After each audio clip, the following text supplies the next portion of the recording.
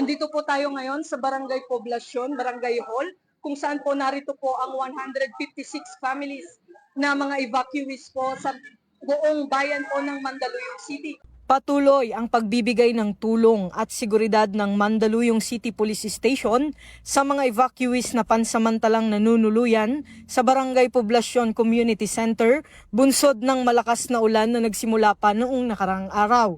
Sa pangunguna ni Police Colonel Reynan Patam, hepe ng Mandaluyong City Police Station, nagpaabot ang mga kapulisan ng food packs, hygiene kits at medical kits sa mga evacuees upang matugunan ang kanilang pangangailangan habang nasa evacuation center. Bukod dito, siniguro rin ng mga pulis ang kaayusan at seguridad sa loob at paligid ng pasilidad. Sa panayam, binigyang diin ni Police Colonel Patam ang patuloy na suporta ng PNP sa mga nasalanta ng masamang panahon. Ang efforts ng kapulisan ng Mandaluyong ay nakipag-coordinate sa mga barangay para masigurado na magiging ligtas yung ating mga mamamayan. At kasabay nito, nag-conduct din kami ng mga inspection sa mga kilalang lugar kung saan nagkakaroon ng mga pagbaha.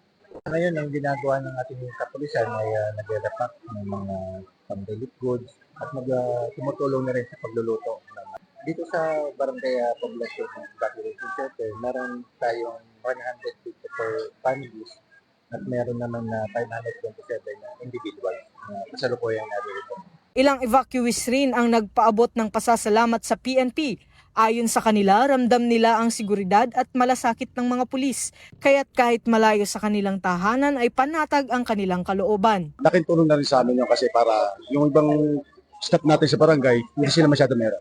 Safe naman po yung pagbabantay nila sa amin dito at saka maayos naman. Nagpapasalamat po kami sa PNP kasi po ina-assist po nila kami kapag kami mga kaunting problema. Salamat din po sa food na binigay nila. Nagpahayag rin ng pasasalamat ang barangay secretary ng naturang lugar sa mga kapulisan. Sobrang nakakatuwa kasi nakakagulat na ang dami pong pulis. And then, syempre, para po sa security po ng barangay, sa security po ng current situation po ng mga evacuees po na andito po sa barangay natin, nakakatuwa po na meron po tayo mga kasamang mga kapulisan para mag-secure po talaga ng katahimikan, peace and order po ng ating community. Nakakatuwa po. At nakakatulong din po talaga sa amin.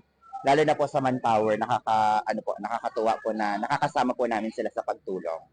Ang patuloy na presensya ng Mandaluyong City Police Station sa gitna ng sakuna ay patunay ng kanilang dedikasyon sa serbisyong tunay at makatao.